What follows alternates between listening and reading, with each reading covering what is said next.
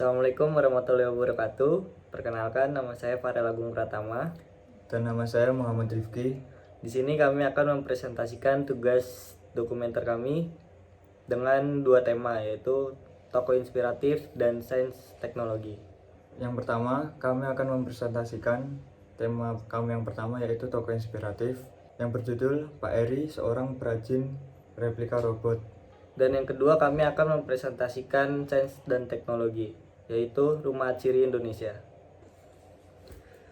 Oke, yang pertama kami akan menjelaskan tentang tokoh inspiratif dengan berjudul Pak Eri, seorang pengrajin replika robot. Deskripsi singkat: Pak Eri Sudarmono, atau yang disapa dengan Pak Eri, beliau adalah pemilik dari ER Studio Art yang beralamatkan di Dusun Kauman, Desa Gilingharjo, Kecamatan Pandak, Bantul, Daerah Istimewa Yogyakarta. Beliau memiliki keahlian serta pengalaman yang mumpuni dalam dunia seni. Ini yang menjadikan beliau dapat membuat patung replika robot dari bahan-bahan motor tua. Pak Eri ini sebelumnya beliau adalah seorang seniman lukis, juga pernah menjadi seseorang yang bekerja di bidang dekorasi. Namun pada akhirnya Pak Eri beralih menjadi seorang perajin replika robot berbahan dasar motor tua. Beliau pertama kali membuat proyek ini ketika mendapat permintaan atau request dari pelanggannya. Selain itu, latar belakang Pak Eri adalah Pak Eri memiliki minat menggambar sejak kecil. Pada awalnya Pak Eri itu membuat replika robot karena ada permintaan dari pelanggannya. Padahal Pak Eri ini sebelumnya menekuni bidang lukis dan dekorasi. Tapi pada suatu saat beliau mendapatkan permintaan untuk membuatkan dekorasi yang ada replika robotnya. Dari situlah awal mula Pak Eri menciptakan sebuah karya sendiri, sebuah replika robot berbahan dasar motor tua. Dan dari situ Karya-karya Pak Eri juga telah diminati dalam negeri sampai luar negeri. Banyak orang-orang yang menyukai hasil karya Pak Eri. Selain itu, saat SMK beliau sekolah di SMSR atau SMK 3 Kasihan Bantul. Lalu setelah lulus SMK beliau melanjutkan jenjang pendidikannya di perkuliahan. Beliau kuliah di mana? Di Yogyakarta, mengambil jurusan Kriya Logam. Namun beliau tidak lulus dikarenakan di drop out oleh kampus pada semester 4. Pak Eri merupakan angkatan 1999 di Yogyakarta. Di latar belakang, alasan kami memilih Pak Eri Sudarmono sebagai topik pemotretan dokumenter kami karena beliau merupakan tokoh inspiratif bagi kami tentang perjalanan hidup dan pengalamannya beliau selama sekolah ataupun selama mencari pengalamannya beliau. Salah satu cerita inspiratif yang dapat Pak Eri sampaikan kepada kami saat kami sowan ke tempat beliau itu, beliau selalu mengatakan untuk selalu terus melanjutkan jenjang studi kuliah kami, selalu memberitahu kami untuk jangan pernah menyerah, terus berusaha. Karena beliau sendiri sempat stres, bahkan menyesal ketika tidak dapat lulus di jenjang kuliah. Maka beliau selalu memberitahu kami untuk jangan seperti beliau dalam hal tidak sampai atau tidak lulus kuliahnya.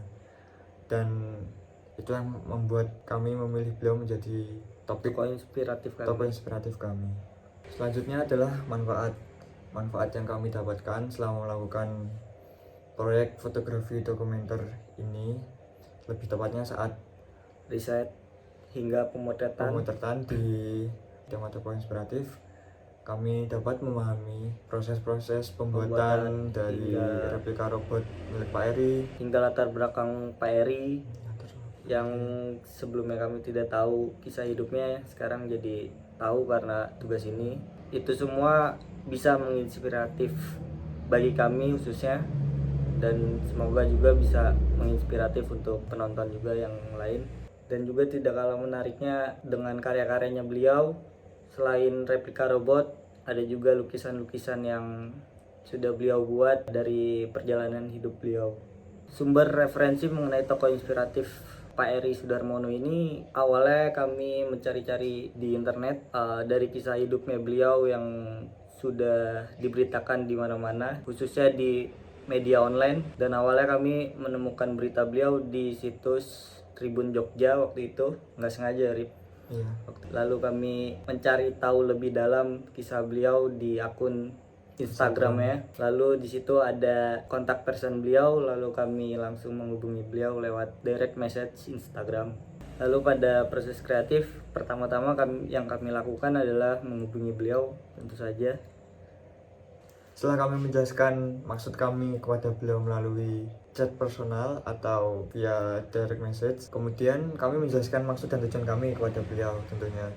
Setelah kami menjelaskan dan beliau juga akhirnya memberikan izin atau lampu hijau kepada kami, lantas kami meminta waktu atau hari supaya kami bisa datang ke tempat beliau. Lalu di hari berikutnya kami mendatangi Pak Eri dan meminta izin langsung untuk tujuan kami ke Pak Eri apa. Setelah kita menjelaskan langsung, Pak Eri pun langsung berkenan untuk kami langsung memotretnya beliau. Setelah melakukan pendekatan kepada Pak Eri dan orang-orang di sekitarnya, di hari berikutnya kami juga masih meminta izin kepada beliau untuk datang ke workshop beliau atau tempat kerja beliau di rumahnya. Setelah kami sampai di sana, kami juga meminta izin langsung kepada beliau untuk memotret serta explore workshopnya Pak Eri itu pas di sana. Kemudian Pak Eri memberikan izin, saya dan Farel langsung foto-foto. Kami berada di tempat Pak Eri sekitar 6 hari, kurang lebih 6 hari. Lanjut ke kemudahan dan kendala kami saat memotret tugas fotografi dokumenter ini. Untuk kemudahan yang kami dapatkan adalah narasumber kami itu sangat baik dan sangat berkenan kami merepoti beliau untuk melakukan tugas ini. Lalu untuk kesulitan pada pemotretan ini yaitu kesalahpahaman di antara kami dan Pak Eri, miskomunikasi. Namun setelah itu kami juga tidak mendapatkan kendala atau bahkan sampai kesulitan selama melakukan proyek fotografi ini. Selanjutnya kesimpulan yang kami dapatkan setelah melakukan pemotretan dan riset tema tokoh inspiratif Pak Eri Sudarmono ini, kami menjadi tahu bagaimana sulitnya membuat replika robot ini dan semua usaha-usaha yang telah dilakukan Pak Eri dari perintis bisnisnya dari nol hingga Pak Eri sekarang ini juga menurut kami sebanding dengan perjuangan beliau di masa lampau. Mungkin itulah mengapa Pak Eri dahulu sangat bekerja keras untuk menghidupi dirinya dan terus berkarya. Pada karya pertama ini terlihat seorang Pak Eri Sudarmono yang sedang berdiri menatap kamera bersama karya-karya replika robotnya dengan latar belakang tembok rumahnya yang dipenuhi hasil karya-karya lukisannya. Pada karya yang kedua, kami beri judul Workshop ER Studio Painting. Pada karya kali ini, kami memotret wajah depan dari workshop milik Pak Eri, yaitu yang berada di Desa Kilinarjo, Kecamatan Pandak, Bantul, Yogyakarta. Selanjutnya karya ketiga kami memberi judul Papan Menarik Perhatian. Menarik di sini berarti sangat menarik perhatian kami berawal kami datang ke workshop Pak Eri Sudarmono, yaitu dengan tertulis dibeli segala macam motor jadul yang digunakan beliau sebagai bahan-bahan replika robotnya. Karya kami yang selanjutnya kami beri judul dengan Suasana Workshop. Di sini kami menampilkan dua foto dari sudut berbeda workshop milik Pak Eri, di mana tempat beliau membuat replika robotnya. Karya kami yang selanjutnya kami beri judul Komposisi Replika Robot. Komposisi di sini mengandung arti adalah bahan-bahan yang dibutuhkan ketika membuat replika robot milik Pak Eri.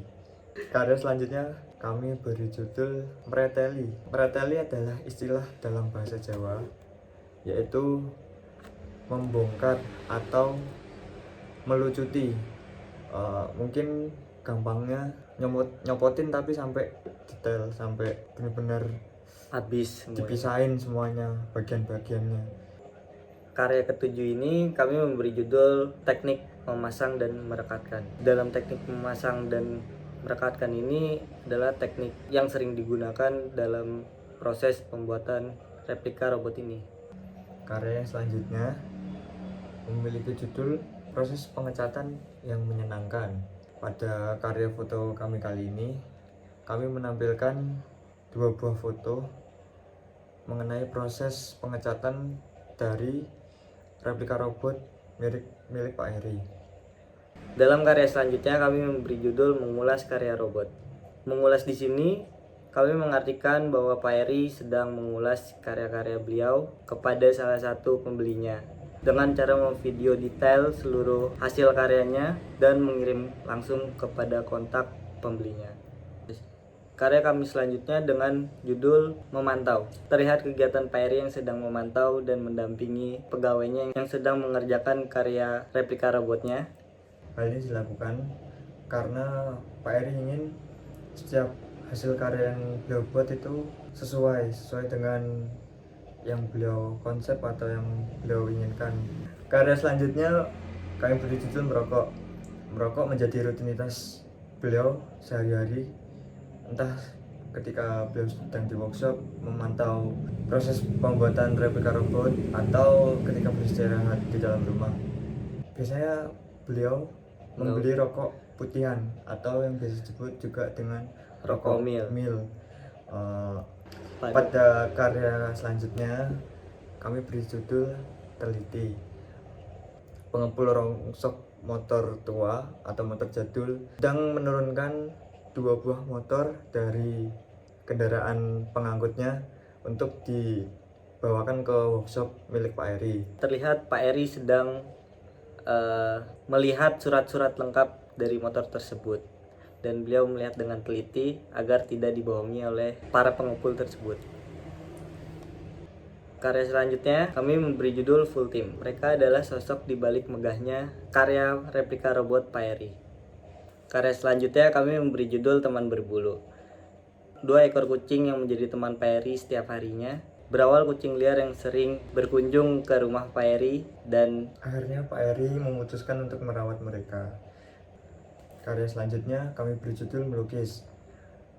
Melukis ini bagian dari kegiatan Pak Heri juga ketika di waktu luang. Pada dasarnya Pak Heri juga memiliki keahlian menggambar sejak dulu dan dikembangkan saat sekolah hingga kuliah. Hingga saat ini juga Pak Heri masih sering melukis. Karya selanjutnya kami memberi judul Rumah Bersejarah. Tampak depan kediaman milik kedua orang tuanya. Di rumah ini Pak Heri tinggal bersama ibu dan kakak keduanya. Selanjutnya kami memberi judul Keluarga. Terlihat Pak Heri sedang mengobrol bersama kakak pertamanya, yaitu Pak Eko dalam foto pertama. Dan pada foto ketiga, beliau berfoto bersama kakak keduanya, yaitu Pak Dwi. Karya selanjutnya kami memberi judul Memperluas Daerah Kekuasaan. Pada karya foto kali ini terlihat Pak Heri sedang memantau para pekerja yang tengah membangun atau merapikan bangunan yang nantinya akan digunakan Pak Heri sebagai workshop. Pada foto selanjutnya dengan berjudul Teman Seperjuangan. Di dalam foto ini terlihat Pak Heri sedang mencoba menghidupkan motor pertamanya. Motor ini merupakan motor pertama beliau yang dibeli dengan hasil usahanya sendiri. Pada karya selanjutnya kami memberi judul Hobi Motor dan Klub. Bengkel motor sekaligus menjadi tempat Pak Heri bertemu dengan teman-teman komunitas motornya. Beralamat di Kecamatan Palbapang, Bantul, Daerah Istimewa Yogyakarta. Pak Heri datang saat waktu luang dan selalu bercengkrama dengan Pak Gedruk selaku teman satu komunitas dan juga pemilik bengkel motor moge tersebut. Karya selanjutnya kami memberi judul Tugas Pertama Kuliah. Berikut adalah gambar atau foto yang berisikan tugas-tugas Pertama beliau milik Pak Heri ketika berkuliah di ISI Yogyakarta jurusan Seni Karya Logam. Ini merupakan salah satu kenangan Pak Heri saat kuliah. dulu. Yang terakhir behind the scene atau dibalik proses fotografi dokumenter kami selama kami berada di tempat Pak Heri. Selanjutnya pada tema presentasi kami yang kedua, yaitu adalah tema sains dan teknologi. Pada tema kali ini kami mengambil judul Rumah Atsiri Indonesia. Rumah Atsiri Indonesia merupakan destinasi wisata edukasi yang berletak di Tawangmangu, Jawa Tengah, lebih tepatnya Desa Plumbon. Rumah Atsiri ini dulunya adalah sebuah pabrik citronella pada tahun sekitar 1963. kemudian negara Bulgaria itu mendirikan sebuah pabrik citronella di Tawangmangu. Nah, untuk tanamannya itu sumbernya atau bahan-bahannya dari Indonesia. Setelah jalannya waktu, kemudian pabrik citronella juga akhirnya tutup atau bangkrut, dan pada tahun 1986, sekitar 1986 berganti nama menjadi PT Intan Purnama. Kemudian pada pertengahan tahun 2015 Rumah Atsiri berganti kepemilikan lagi, yang sampai saat ini berubah nama menjadi Rumah Atsiri Indonesia. Nah, yang ada di Rumah Atsiri itu apa sih? Di dalam Rumah Atsiri itu terdapat proses-proses penyulingan yang sebelumnya sudah diterapkan dalam pabrik citronella pada tahun 1963. Lalu di Rumah Atsiri Indonesia ini merupakan revitalisasi dari pabrik tersebut yang dikembangkan menjadi tempat edukasi rekreasi yang berfokus pada minyak atsiri. Latar belakang topik pilihan kami kali ini, kami memilih Rumah Atsiri Indonesia karena kami sendiri itu tertarik dan penasaran karena dengan proses pembuatan minyak aromaterapi, dan mungkin kita sering pakai produknya seperti minyak kayu putih atau mungkin disinfektan ada tulisan tumbuhan eukaliptusnya, atau yang biasa dipakai air diffuser itu kita sering menggunakan atau sering melihat di sekitar kita, tapi kita bagi tidak tahu kami prosesnya. sendiri juga belum pernah lihat dan nggak tahu mungkin malah cara membuatnya itu seperti apa. Nah, alasan utamanya itu kami milih Rumah Atsiri sebagai topik kami. Referensi yang kami gunakan bersumber dari internet. Pertama, kami mencari info tentang Rumah Atsiri di internet, di berita online, kemudian kami juga mengakses web resmi dari atau laman resmi milik Rumah Atsiri Indonesia. Kami mencari info di sana. Selain itu kami juga melihat akun Instagram milik Rumah Atsiri Indonesia di Instagram, dan kami bisa mendapatkan info perihal riset dan pemotretan itu. Kita mendapatkan kontak admin Rumah Atsiri Indonesia dari Instagram. Proses kreatif kami kali ini sangat menyenangkan, pengalaman yang tidak akan terlupakan mungkin. Kami pada awalnya setelah menentukan Rumah Atsiri untuk menjadi topik pemotretan kami kemudian menghubungi Rumah Atsiri Indonesia melalui akun Instagram juga admin, kemudian diarahkan untuk membuat surat resmi kampus yang berisikan perizinan untuk motret. Kami lalu membuat surat izin tersebut dan mengirimkannya ke Rumah Atsiri. Setelah kami menunggu lumayan lama, agak lama, kami akhirnya memutuskan untuk datang langsung ke Tawangmangu untuk ke Rumah Atsiri Indonesia, jalur pengunjung. Jadi kami membeli tiket reservasi di Rumah Atsiri dan kami masuk sebagai pengunjung di sana. Kita mendapatkan kemudahan saat masuk jalur pengunjung, malah kami bisa bertemu dengan para narasumber senior di Rumah Atsiri Indonesia. Betul. Beliau itu merupakan pegawai senior yang telah bekerja dari sejak 1986 kurang lebih. Beliau itu adalah Pak Mar, Pak Dikun, dan Pak Enci. 3 orang ini merupakan narasumber kami yang hebat dan tidak diduga-duga, karena berkat mereka bertiga kami mendapatkan semua jawaban dari pertanyaan-pertanyaan kami, dan beliau ini membantu kami selama kami di sana. Selanjutnya kemudahan dan kendala kami saat memotret. Kemudahan kami saat memotret mungkin karena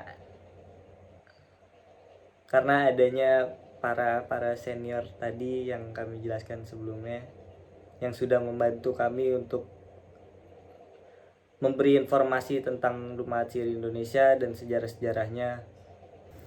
Kendala yang kami alami ketika melakukan proyek fotografi dokumenter tema kali ini adalah respon yang mungkin cukup lama untuk mendapatkan perizinan sebagai cara masuk untuk melakukan pemotretan dan riset di Rumah Ciri Indonesia. Kesimpulan yang kami dapatkan setelah melakukan proyek fotografi dokumenter kali ini adalah, yang pertama, kami menjadi tahu proses pembuatan minyak aciri di Indonesia, terlebih di Tawangmangu mungkin sampai saat ini yang masih beroperasi adalah Rumah Ciri Indonesia sepengetahuan kami. Lalu kami juga mengetahui sejarah awal mula pabrik citronella di Indonesia, jenis-jenis atau macam-macam tumbuhan tanaman yang digunakan di Rumah Ciri Indonesia. Selain itu proses penyulingannya juga, Dan mungkin bertemu dengan narasumber-narasumber yang sebelumnya kami belum pernah temui, atau mendapatkan cerita atau ilmu yang bisa kami dapatkan dari beliau-beliau ini. intinya banyak pengalaman baru yang banyak kami terima selama proses di Rumah Ciri Indonesia. Udah, lanjut. Pada foto pertama, kami memberi judul Rumah Ciri Indonesia karena terlihat pintu gerbang utama Rumah Ciri Indonesia dengan pemandangan di sore hari. Pada karya selanjutnya, kami memberi judul Sandokolo Marigold Plaza. Karya yang kedua ini, mengapa kami beri judul Sandokolo? Sandokolo sendiri dari bahasa Sanskerta yang memiliki arti gurat berwarna merah saat senja atau matahari terbenam.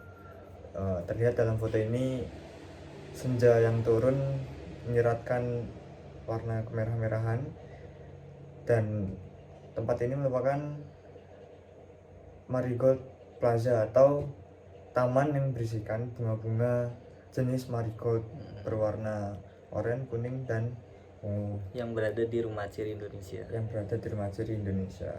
Taman favorit pengunjung. Pada taman ini banyak wisatawan berkunjung hanya sekedar untuk mencari edukasi tentang Rumah Ciri Indonesia ataupun minyak aromaterapi. Namun di taman tersebut banyak sekali orang-orang untuk berpose ria untuk mengabadikan momen-momen di Rumah Ciri Indonesia. Karya kami yang selanjutnya berjudul Tanaman Olahan. Pada foto ini terdapat beberapa tanaman yang digunakan untuk bahan-bahan untuk pengolahan minyak aciri. Selanjutnya, karya kami berjudul Greenhouse dan Gunung Lawu.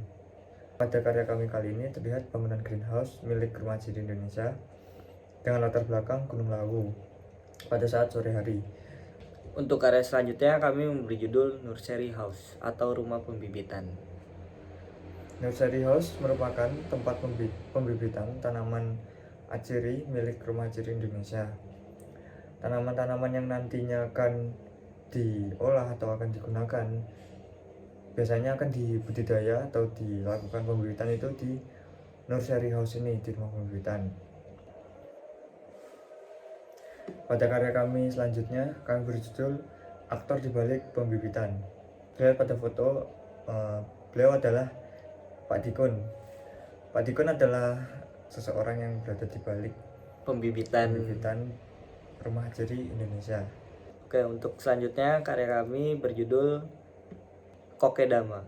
Kokedama merupakan teknik penanaman yang biasa disebut bola lumut yang berasal dari Jepang. Karya selanjutnya kami memberi judul Serai Wangi.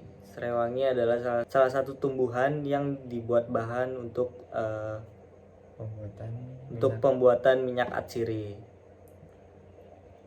Serewangi biasanya dapat ditemukan di beberapa daerah di Indonesia. Untuk karya selanjutnya yaitu papan edukasi. Papan edukasi ini tertuju pada karya selanjutnya kami memberi judul papan edukasi. Pada papan yang tertuju dengan tulisan jenis penyulingan. Jenis penyulingan yang ada di Rumah Atsiri Indonesia terdapat 3 jenis, yaitu jenis metode kukus, metode uap, dan metode rebus. Pada karya selanjutnya kami memberi judul sejarah alat penyulingan. Pada foto kali ini atau pada karya kali ini terlihat foto-foto lama atau foto-foto jadul dari pabrik Citronella zaman dahulu ketika masih menggunakan kettle dan mesin-mesin yang besar, berukuran besar, berkapasitas besar, masih menggunakan bahan-bahan dari tembaga.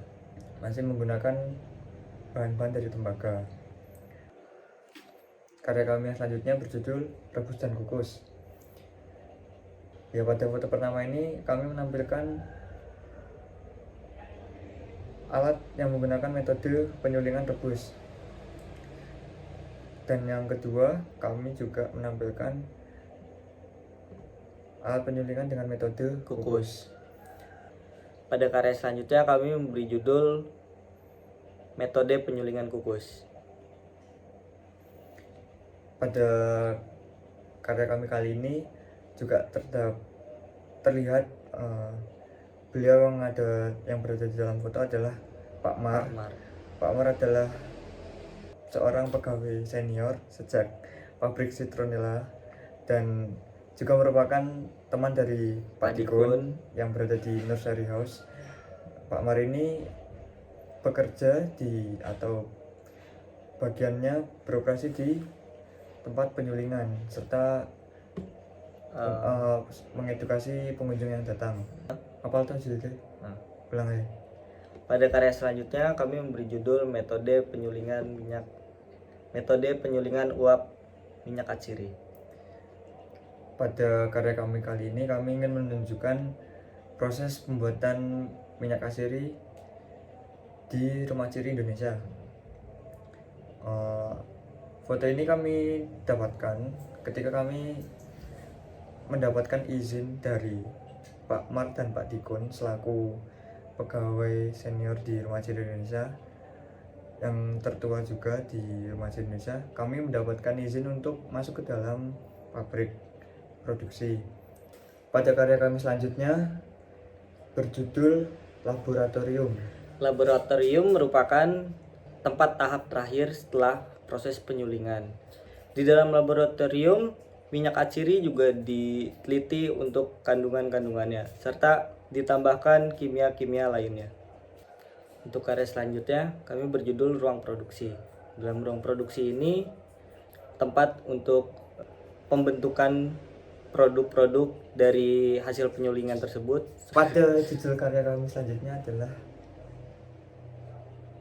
berjudul Souvenir Shop. Jadi selain menawarkan pengalaman-pengalaman serta kegiatan edukasi yang ada di Rumah Atsiri, pihak Rumah Atsiri juga menyediakan toko souvenir untuk menjual produk-produknya agar dapat dijangkau oleh para pengunjung atau wisatawan yang datang ke sana. Ya, kita ke proses terakhir. Sampai di slide terakhir kita, yaitu behind the scene. Dan sampai pada slide behind the scene dari presentasi fotografi dokumenter kami. Mungkin cukup sekian presentasi kami kali ini. Kurang kompak. Kami mohon maaf jika terdapat salah-salah kata yang kami ucapkan atau kami mohon maaf jika terdapat salah-salah kata dalam presentasi kami dan kekurangan dan kelebihannya. Terima kasih. Assalamualaikum warahmatullahi wabarakatuh. Selamat Lebaran.